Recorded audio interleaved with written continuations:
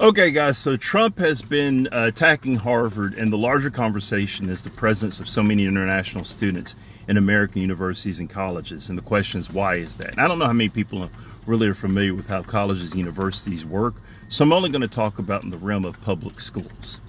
So with public schools, you have two things going on, and this is just my opinion. Partially observation. So for undergraduate students, you have basically three types of tuition. You have in-state tuition, out-state tuition, and international student tuition. In-state tuition is the cheapest, and international student tuition is the price. It's the most expensive. So the international students are actually help subsidizing the in-state tuition, and that's why they like having international students in that realm. Now, for graduate programs, a lot of graduate programs, especially in the STEM fields, you go to school for free and you get a stipend. Basically, they pay you a small amount to go to school there. But a lot of international students are bringing a talent to the country that, let's be honest, a lot of domestic students just don't have. Or they do have, but I think something else is going on. So the example I'll give here may be a little weird, but hear me out. Baseball. So if you look at the presence of blacks in baseball over the past few decades, it's dropped. I think at its peak, it may have been around maybe as high as 18%, higher than the actual percentage of blacks in the U.S.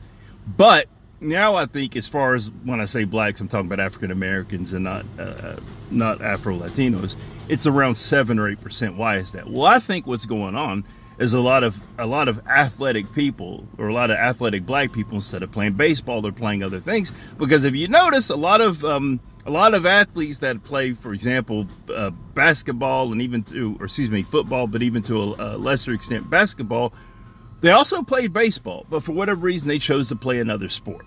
So what I think was going on with a lot of Americans who do have that ability to do the mathematics and then engineering and the science and whatever, they're going into other fields that don't involve research or it's a more lucrative form of research. Like, for example, not going into research, you're really good at math, you're really good at computers. Instead of going into mathematics or physics, you go into finance. And that was the thing that was happening. Matter of fact, even in the late 90s and 2000s, a lot of investment firms started hiring people with degrees in mathematics and physics because of their math skills. Because the simple fact is, pure research does not make a lot of money. It just simply doesn't. So, not saying that Americans, they can't do math or they're dumb. Yeah, there's plenty of smart Americans, but they're not contributing to the research that international students might be.